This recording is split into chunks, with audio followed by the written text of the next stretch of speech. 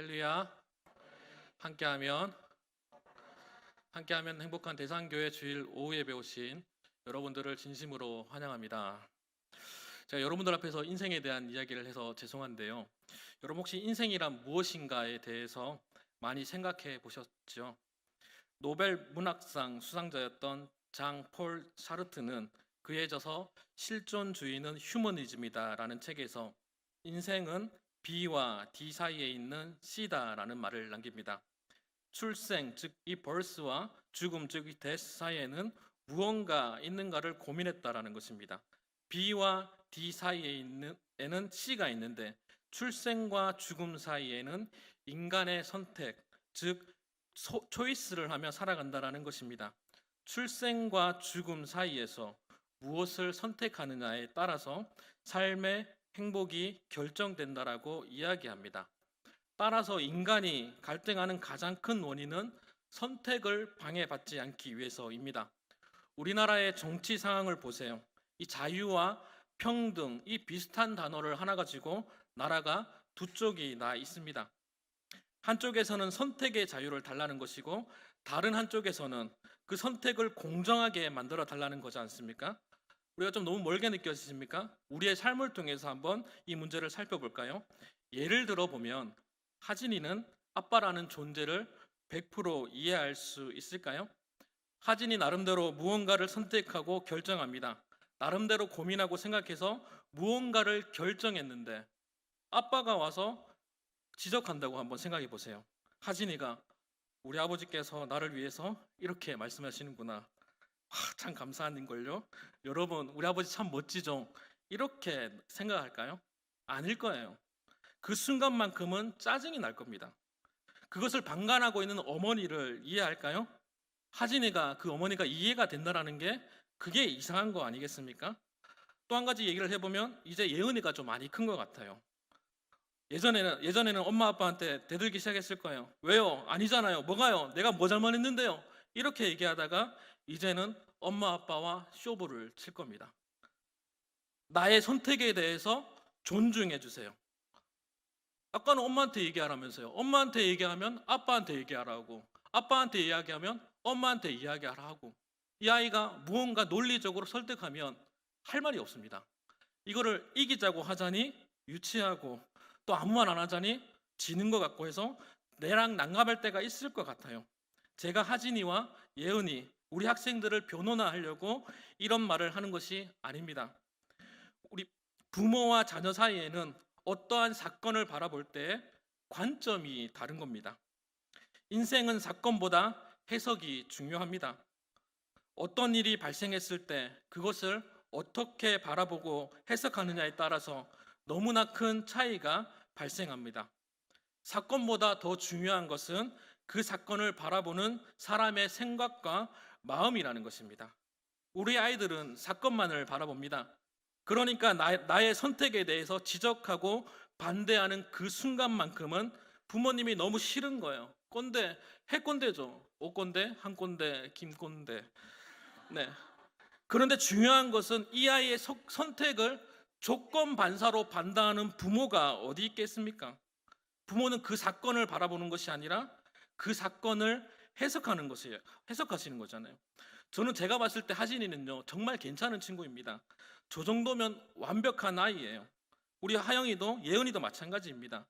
제가 볼 땐 그렇습니다. 그런데 부모의 입장에서 바라보면 무언가 아쉽지 않습니까? 그게 부모 마음 아니겠습니까? 왜죠? 저는 하진이라는 친구의 사건만을 바라봅니다. 그런데 부모님은 하진이라는 존재의 사건을 바라보고 해석해버려요. 정말 좋은 친구인데 이 친구가 조금만 더 잘하면 더 잘할 친구인데 왜 저렇게 행동할까? 아닙니다. 하진이는 나름대로 최선을 다하고 있는 거예요. 그런데 부모는 하진이를 해석해버리니까 더 아쉬운 게 있는 거죠. 우리는 이렇게 해석한다라는 것입니다. 저는 상민이가 이유 없이 참 좋습니다. 이유는 잘 모르겠습니다. 이 상민이가 저한테 이야기하는 거라고는 네밖에 없습니다. 네, 네, 네. 그거밖에 안 해요. 이거는 싫다는 말입니다.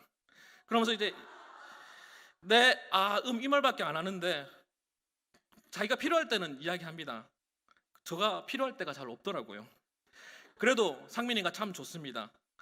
너무나 좋은데 저한테는 상민이가 참 안타까운 게 있어요. 상민이가 좀 마음의 문을 좀 열었으면 참 재밌게 놀 수 있을 것 같은데 제 눈에는 어쩌면 이제 부모 마음 같지는 않겠지만 제 눈에는 가시예요. 그래서 새벽마다 다른 애들은 기도 안 하는데 상민이 놓고는 기도합니다. 하나님, 상민이가 마음을 좀 열어줘서 교회에 오기가 행복하게 했으면 좋겠다. 다른 친구들은 괜찮은데 상민이는 좀 즐거웠으면 좋겠습니다라고 기도를 맨날 합니다.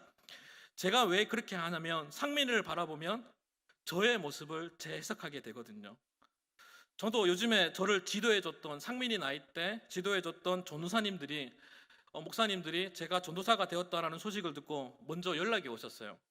무슨 일이고 뭐 잘못 먹었나? 미친 거 아니냐? 뭐 나는 가끔씩 하나님을 의심했는데 너를 보니까 하나님이 살아계신 걸 느껴진다. 정말 주님 오실 때가 됐나 보다라고 이야기합니다. 그분들의 마음이 제가 이해되기 시작합니다. 제 친구들이 결혼을 빨리 한 친구들은요. 자녀가 중학교 1학년 그리고 초등학교 6학년인 친구들도 있습니다. 그 친구들을 하는 말을 들어보면 자기가 부모님한테 어렸을 때 상처 줬던 말을 그 아이가 자기한테 그대로 하는 것을 보게 되면서 부모님 마음이 이해되기 시작한다 하더라고요. 평생을 부모 흉보던 친구가 있어요. 만날 때마다 마귀 할멈 같은 뭐 그런 얘기하면서 부모를 욕하는 친구가 있었습니다. 저는 그럴 때마다 네 엄마 아빠 나랑 바꿀래? 라고 주저없이 말했던 것 같아요. 근데 이 친구가 결혼하고 나니까 애를 길러보니까 부모가 그렇게 싫다라고 이야기했던 아이가 이 친구가 이제는 주말마다 부모님 모시고 교회 갔다가 주말마다 부모님 모시고 피크닉을 다니는 모습을 보게 되더라고요. 자기가 애한테 당하고 나니까 부모님께서 자신에게 했던 말들이 해석되기 시작되더랍니다. 아, 그때 내가 부모님 말씀을 들을 걸, 그때 내가 아버지 말씀을 들었어야 했는데 그런 말을 하더라고요. 또 어떠한 친구는 저에게 이렇게까지 말합니다. 야, 네 결혼 못한 게 참 감사한 줄 알아라. 결혼하기 전에 부모님 모시고 여행 많이 다니라고 이야기하더라고요. 애를 낳으면 부모님 모시고 어디 가지도 못한다고 지금 부모님 모시고 여행을 많이 다니라고 이야기합니다. 맨날 집 나와가지고 밤새도록 우리 집에서 놀던 친구인데 참 이해가 안 되게 바뀌는 모습을 보게 됩니다. 어떠한 친구는 학교 폭력의 가해자입니다. 일진인 친구인데요. 정말 나쁜 친구입니다. 담배를 피고 약한 친구 혓바닥에다가 담배를 끊은 친구였어요. 평생을 죄책감이 없이 살아가는 친구인데 근데 자기 아이한테 그렇게 뭐 학교 폭력 비슷하게 하는 것 같아요. 아이가 말을 진짜 안 듣는데요. 그래서 그 아이한테 그렇게 정신적인 스트레스를 받다 보니까 학교 폭력의 심각성을 깨닫게 되었답니다. 페북을 하다가 20년도 지난 일을 이제서야 사과한다고 내가 애를 길러보니까 내가 진짜 잘못했구나라고 하면서 100번 사과한다라고 글을 남겼더라고요. 물론 뭐 다른 이유도 있었겠지요. 우리가 인생을 살다가 보면 무언가 내가 선택하고 내 마음대로 결정하고 내가 선택한 것 같지만 그것을 해석해 보면 우리는 부모라는 그림자 아래에 있었다라는 것을 느끼게 됩니다. 우리는 창조를 믿고 하나님의 말씀, 이 섭리를 믿는 사람이라면 우리의 인생을 생각해 볼 때 내가 선택하고 내가 결정한 것처럼 느껴지지만 우리의 삶을 곰곰이 해석해 보면 하나님의 뜻 가운데서 있었다라는 것을 알게 됩니다. 오늘 본문을 통해서 우리가 살펴볼 것은 우리가 사울과 같은 실수를 범하지 않기 위해서입니다. 아니 그 이상으로 요나단과 같이 자신의 목숨까지도 내어 맡길 수 있는 믿음의 확신을 가질 수 있는 저와 여러분이 될 수 있기를 주님의 이름으로 소망합니다. 어쩌면 다윗처럼 우리는 억울한 상황에 놓여 있을 수도 있습니다. 다윗이 얼마나 억울했으면 요나단을 찾아왔겠습니까? 자신의 억울함을 토로했을까요? 요나단은요, 다윗이 유일하게 믿고 도움을 요청할 수 있는 사람이기도 했습니다. 그런데 요나단은 사울의 아들입니다. 정말 요나단이 믿을 만한 친구라고는 하지만 너의 아버지 사울이 자신을 죽이려 한다라는 이야기를 하는 것이 쉽지는 않았을 거예요. 그러나 다윗은 그 다윗 마음 가운데 얼마나 억울했으면 요나단을 찾아왔겠어요. 다윗의 입장에서 생각해 보면 다윗은 정말 억울합니다. 사무엘이 왕을 찾을 때 왕이 되겠다고 형들이 줄을 서서 사무엘을 만났을 때 줄을 섰습니까? 아니잖아요. 그는 그때 양을 치고 있었습니다. 다윗 아버지 이새가 보기에도 왕이 될 만한 상이 아니었어요. 다윗 역시도 그 자리에 기웃거리지 않았지 않습니까? 다윗이 골리앗을 죽였을 때도 자신이 기분이 좋아서 대중들을 모아서 선동한 것도 아니지 않습니까? 사람들이 다윗을 치켜 세운 거 아닙니까? 18장 6절 말씀에 보면 사람들이 사울을 환영하기 위해 모인 자리에서 사울은 천천히요 다윗은 만만히요 라고 대중이 그렇게 이야기한 거잖아요. 만약에 다윗이 사람들을 모았을 때 혹은 사람들이 다윗을 환영하기 위해 모인 자리에서 그런 이야기가 나왔다라면 다윗은 그 사건에 대해서 책임져야만 합니다. 그런데 사울을 환영하기 위해 모인 자리에서 나온 이야기예요. 다윗은 억울할 수 있습니다. 다윗이 골리앗을 죽이러 나간 것 이유가 왕이 되기 위해서 권력을 차지하기 위해서 나간 건 아니지 않습니까? 골리앗이 하나님을 모욕했기 때문에 나선 거잖아요. 지금 다윗과 사울은 똑같은 사건을 바라보고 있습니다. 사울은 너무나 강한 골리앗 앞에 이러지도 못하고 저러지도 못하는 그 사건만을 바라보고 멈칫하고 있을 때 다윗은 너무나도 강한 블레셋의 군사 이 골리앗 그 사건만을 바라보는 것이 아니라 그 사건을 해석해 버리는 거예요. 보잘것없는 나를 불러 세우신 나의 만군의 여호와의 하나님을 욕되게 한 그것에 대해서 분노하여 골리앗 앞에 나선 것이었습니다. 그의 관심은 나라의 권력이 아니라 하나님의 뜻에 있던 거죠. 이 나라가 하나님의 통치가 임하는 하나님의 나라라는 확신이 있었기에 그 사건 속에서 하나님께서 나와 함께 하신다라고 해석한 것입니다. 14장 45절 말씀입니다. 다윗이 블레셋 사람에게 이르되 너는 칼과 창과 단창으로 내게 나오거니와 나는 만군의 여호와의 이름으로 내가 모욕하는 이스라엘의 군대 하나님의 이름으로 내게 나아가노라라고 이야기합니다. 다윗도 하나님 앞에 기름 부은 종이고 사울도 하나님의 기름 부은 종입니다. 다윗은 전쟁에서 나아갈 때 칼과 창과 단창으로 나아가는 것이 아니라 하나님의 이름으로 나아갔습니다. 그러나 사울은 전쟁에 나아갈 때 칼과 창과 단창으로 나아갔다가 전쟁에 승리하고 나서 사무엘에게 뭐라고 이야기했나요? 너의 하나님께 번제를 드리라고 말합니다. 그의 마음 중심에는 하나님의 뜻이 없었던 거예요.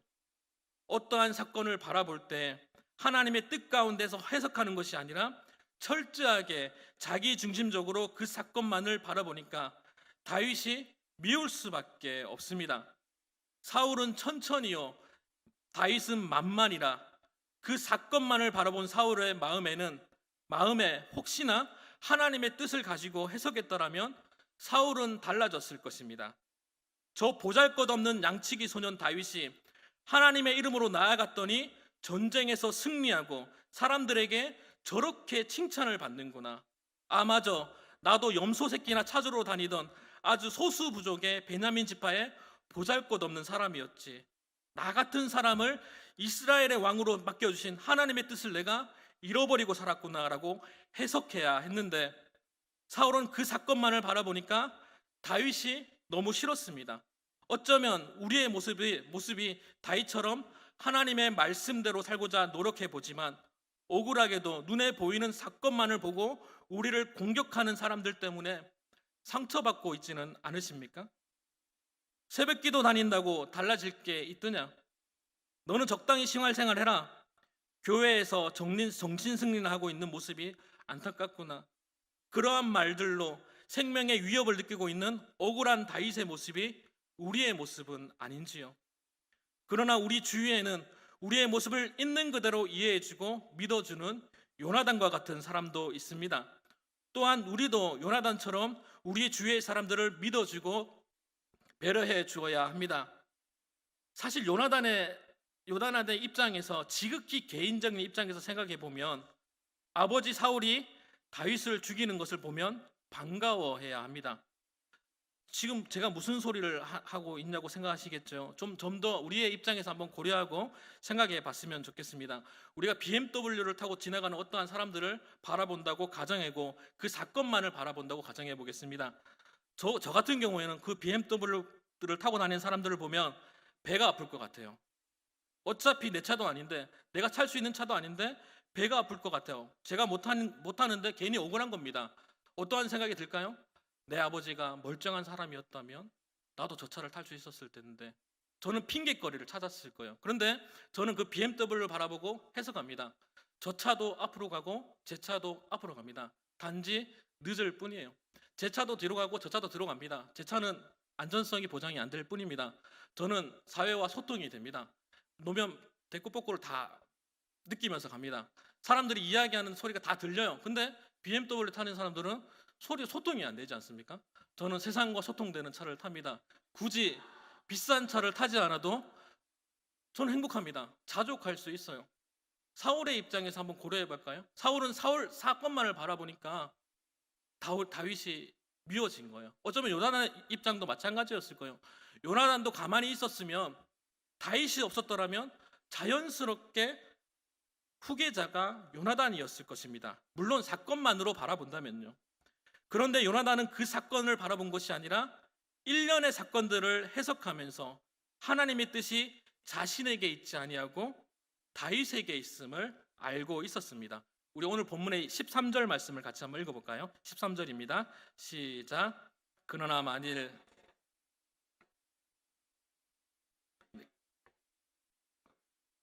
평안히 가게 하지 아니하면 여호와께서 나 요나단에게 벌을 내리시고 또 내리시기를 원하노라. 여호와께서 내 아버지와 함께 하신 것 같이 너와 함께 하기를 원하노라. 아멘.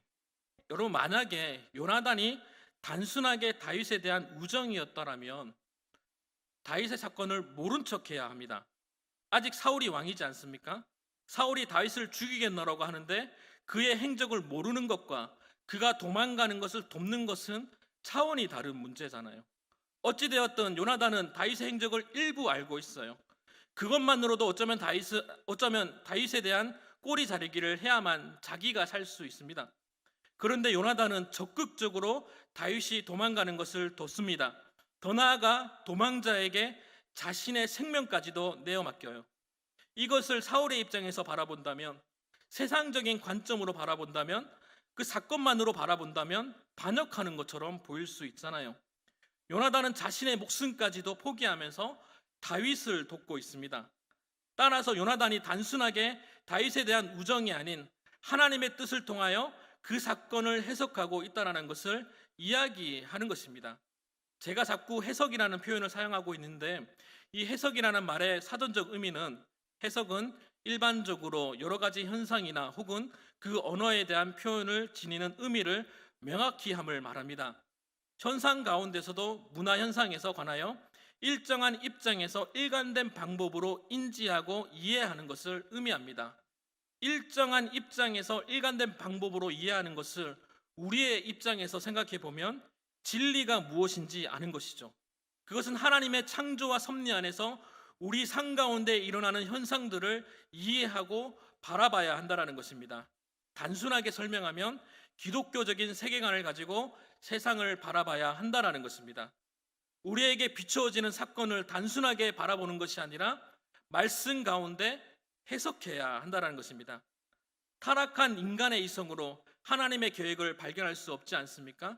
그러니까 사울처럼 자신의 이기적인 사고로 판단하고 다윗을 죽이려 하겠지요. 그러나 초월적인 하나님의 계획을 가지고 그 사건을 바라본 요나단은 자신의 목숨까지도 내어 맡길 수 있는 것을 볼 수 있습니다. 그가 그렇게 할 수 있었던 이유는 하나님의 말씀에 근거하여 이 사건들을 재해석했기 때문입니다. 우리가 사무엘상의 사건들을 단순화시켜 볼 때, 사건적인 측면으로 바라볼 때, 역사적인 측면으로 바라볼 때 두 사람이 등장합니다. 권력을 지켜야 하는 두 사람이 나와요. 그런데 하나님의 뜻은 다윗에게 있습니다. 역사적인 측면으로 보면 사울의 후계자는 당연히 요나단입니다. 그러나 역사적인 측면으로 바라볼 때 권력을 지켜야 하는 막중한 일은 사울과 요나단에게 있습니다. 사울도 자신의 권력을 지켜야 하고 요나단도 자신의 권력을 지켜야 합니다. 왕권 사회에서 이전 왕조를 내버려 두겠습니까? 오늘 본문 15절에서 다윗의 대적들이라고 말하지 않습니까? 살려달라고까지 구걸까지 합니다. 그렇다면 사건만으로 바라본다면 요나단은 왕의 권력에 관심이 없었다라고 할지라도 다윗을 죽여야만 자신이 살 수 있는 것입니다.